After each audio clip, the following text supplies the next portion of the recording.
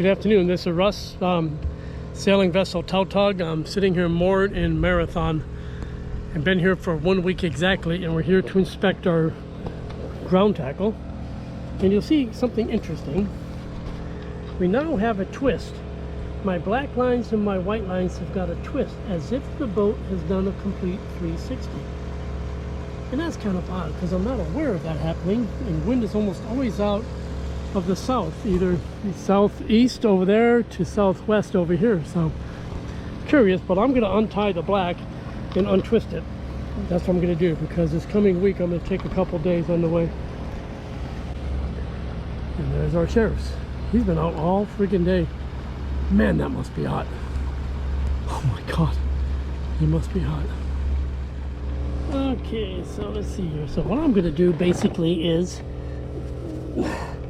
untie the bitter end, as I call it, which is going to loosen this end, and I'm going to get that off the cleat. Oh yes, you are coming. Pinch it with my foot to get the slack, and now I'm going to pass both of these through the bow roller,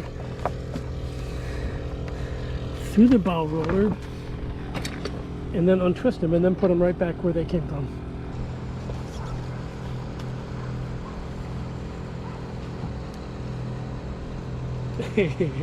My foot is about 1 inch from the camera. If that's not error likely, I don't know what is. Okay, so now that's passed all the way through. Now I'm going to pass this under the white without dropping it into the water. Without me falling into the water. Oh my god. Okay, got it.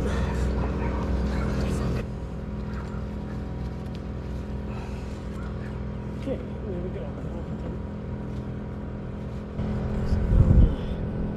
It's going to end up the same length as the white one. So now, tie this back off where it came from. Okay, now you get a pretty good view of how this is done. And I see one problem is that the white line kind of slipped to the bottom of the eyelet and is hung up on something sharp. And I don't have a chafing guard there. So now we're going to manipulate the white line on the pennant. Gonna get a little closer with my handhold. Okay, see how the white one is slipped to the bottom of the loop, the eyelet, and it's held up on sea growth, which can be quite sharp. So I need to fix that right now, or that'll be like a razor blade cutting my line. Let me go get that now. We all notice that people who anchor in spots where the current is always flipping and flopping and the wind is always changing with the squalls, that can very easily cause your anchor, your ground tackle, to get completely twisted, maybe 5, 10, 20 twists on itself. So I am trying to be more mindful of that now. And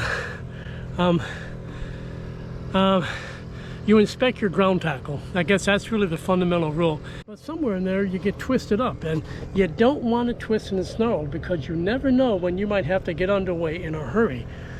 So today what I'm doing, this little exercise, is not critically important, and I'm just kind of, it's more like housekeeping right now. But I think the habit of checking your ground tackle is pretty darned important. Well, love that one. That was a smooth one.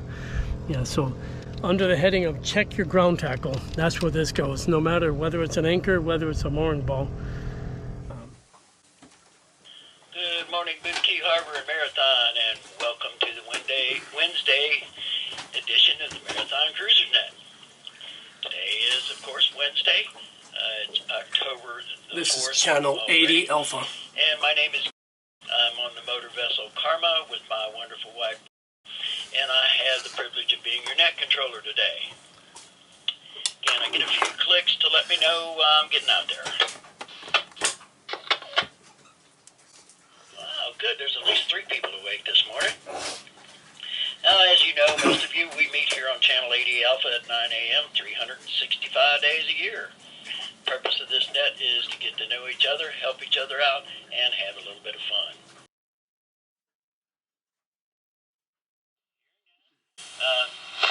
let's get with announcements. So what do we got? What's going down in the town?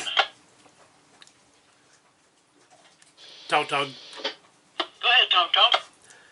Hey, good morning, everyone. This is more of a lost and found, I admit, but I did pick up a dinghy this morning around 5 a.m.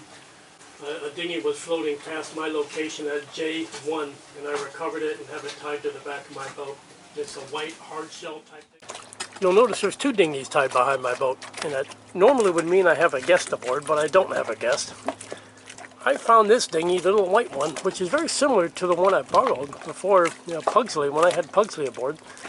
And I saw this little girl go drifting right past my starboard side, about not even 10 feet away, so it's kind of hard to miss. Now the question is figuring out who has got it, or who owns it, or who's missing it. Somebody's probably pretty upset. It's got looks like a fairly new engine on the back. I'm just on my evening sunset cruise. I'm going to be heading over to take a shower in a few minutes at the marina, but I wanted to pop through this side of the mooring field. Last summer I was over there beyond the moored balls across the channel where the anchored boats are. And I hear all the boats on the morning radio call, and this will help me put, a name to the face and all that stuff, or that is a face to the name. Because I hear people say their boat's name is Surprise, or or this or that, but I don't know which boat it is. And you only find out by going around looking at boat names. Anyway, so the outboard is running a little better now, but it still doesn't do top end very well.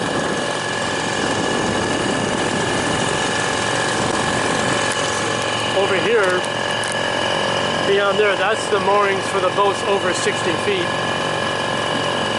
I'm correction, over 45 feet, between 45 and 60. So some of them don't look so good, and some look really nice,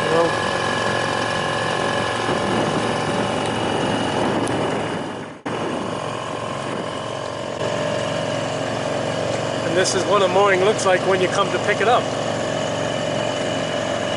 At least that's how it is here. Let's go this way a little bit. I'm pretty sure that that's a CSY 44. The two portholes in the front give it away. Oh, that one there caught my eye. What a liveaboard that would be, huh? I don't know what kind of boat that is. How much space they must have. Look at this one here, huh? That's a nice old looking boat.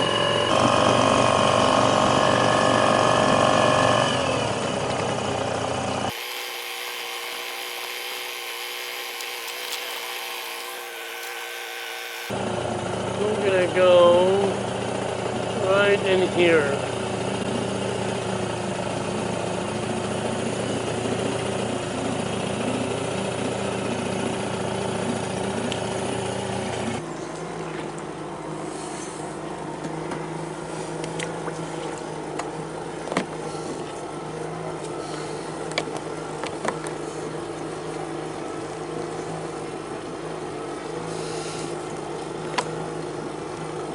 That's just a clove hitch. Today I'm just going to take a little run up here, maybe run into Sisters Creek a minute and see what there is to see. And then maybe I'll row back, because right now I'm going directly into the wind. So. But one thing you don't see anymore is development. So this is Boot Key. Technically, that's Boot Key there. Well, to be honest, I think it might all be. But this is called Sisters Creek. This coming up in here is one of the places a person might go to anchor to wait out a storm. And so I wanted to point out these big antennas. 4 big antennas, and I believe they're still in use. It's a TV and radio marquee. It was done, put together many years ago to broadcast Voice of America type stuff to Cuba. So this is a place they did it from, and I believe are still doing it. I think TV and radio marquee is still going, and these are the antennas. Now, the four lights at the top, those four big red lights that blink all night long, that's a dead giveaway when you're at a distance. So that's how you know you're getting close to Marathon. But I wanted to see how many people were anchored up in here, and it's more than I thought. A lot of people anchored, and they call it anchoring up in Sisters Creek, so nothing wrong with it. I got no trouble with it. Engaged in towing operations here in Sisters Creek. Gonna give Bert here a lift. This is a cool little boat. This is the one I was admiring the other day. And we're just gonna do a little hip tow and get Bert out into the open water where he can sail himself to a new anchor spot. So the next thing for me is fire up the main engine here. And you'll steer? Yeah. Not bad. 2 horsepower. Incredible. I honestly didn't think it would work, Bert. Oh yeah. I mean, these boats don't have to go fast. It's the whole speed. So I had a 3.3 on it. That's all the power you need. So 2 things I'll say is it's I'm only providing propulsion and Bert's steering his boat. Okay, so that's part of it. But one thing is keep lines on your boat. So we're using my forward painter, the purple line, to connect to the bow. That just keeps the bows from separating. The line that's doing all the work is the white line. I have that on my boat and I'm glad for it. Yeah. So this is the channel in Boot Key Harbor. And so we're heading the opposite of the red right returning direction. My boat's over there. And I'm leaving Bert's boat and heading back to my boat. And so what I've never shown people is if you're driving your dinghy at night, you do have to show a white light. And so here's my white light. It's just a little handheld lantern. That's all I use right now. And that's sufficient legally, I believe. And all I have to do is negotiate the anchor fleet. Uh-oh.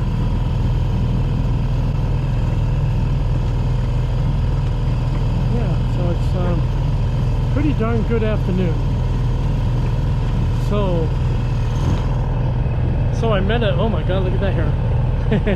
Yeah, so I met a guy named Bert, and Bert was on his paddleboard heading for his smaller sailboat, and I helped tow him to his bigger sailboat, which is a West Sail 32, which is a good boat, a really good boat. It's a project boat in his case, but it's a good boat. So it's really been a pleasure chatting with Bert today, and I'm very grateful for that. But now I've got to get back to my ship because it's after sunset, and I don't have an anchor light on, and I need to go flick on my anchor light and then decide if I'm going to go ashore for my shower or to shower on board. I gotta make that big important decision in a minute here. But for the moment, there's nothing to be done except enjoy a ride back through the anchor fleet. So here's my bucket of stuff. Yeah, and this is the workroom that's available to anybody in the mooring field. And you got oil change bins for your car even. So that's pretty sweet, huh? So I can change the oil myself in my car now. And you can rent little lockers if you want, to store stuff overnight, extra storage for the people who are true liveaboards and they have just more than they can keep on their boat. But today, the goal is to strip down these pieces of what I think are teak. These are the chocks that hold the dinghy up on deck, and they're just ratty looking. This one has never been touched. This one, I scraped this one side to demonstrate to the laborer that I tried to hire in St. Pete. I told him to scrape it so it looks like this and then apply varnish. And he went home and just put varnish on it all, that. So that's just another coat of varnish I have to scrape off now. But there's power here, and I've got my heat gun and my scrapers, and I'm gonna get busy here.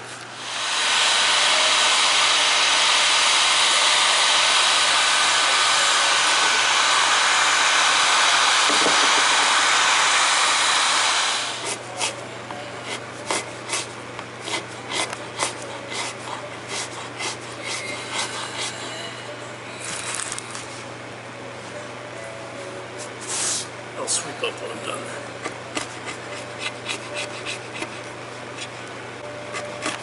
You see these bubbles, that's from the heat gun.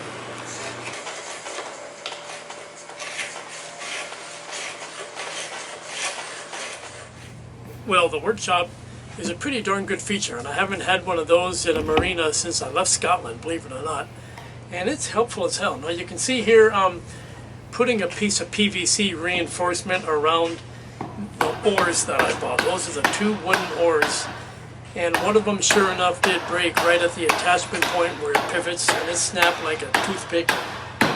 Rather than throw them in the trash, I decided to take some scrap PVC, which I had, just by chance, the same diameter to fit right over like a sleeve. And they came out pretty good. So, right now, those are the oars that are in service. One of my original equipment oars is still broken, and I'm trying to find a way to fix it. So I'm down now to, well, up now to a total of 3 functional oars for my dinghy, and that's important. I've been caught without a dinghy oar before, and it's not a good situation. So, but that leaves us to the end for today, guys. Thank you for watching. I'm still sitting here in Marathon. The weather has been pretty much hot and humid. Although last week we did get a taste of winter. We had 2 days of good northeast winds, which were much, much cooler. And right now we've got a lot of humidity and stormy weather going on, but it's, you know, that's not a complaint. At least we have some wind. Whew, that's a big difference maker. So I've been thinking a lot though. The next couple of months I'm going to be sitting here, and when I get good wind days I will take the boat out to go sailing. That is true.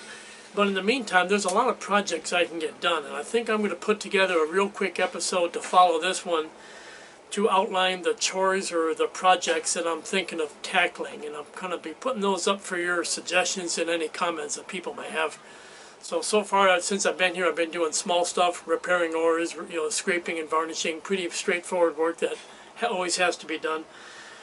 But now I think I'm going to tackle some bigger projects with the boat, and because I've got 2 full months before my girlfriend gets here. So. But for today, I'm going to close the video out and get this posted, and I do appreciate your comments, guys. Take care. Bye-bye.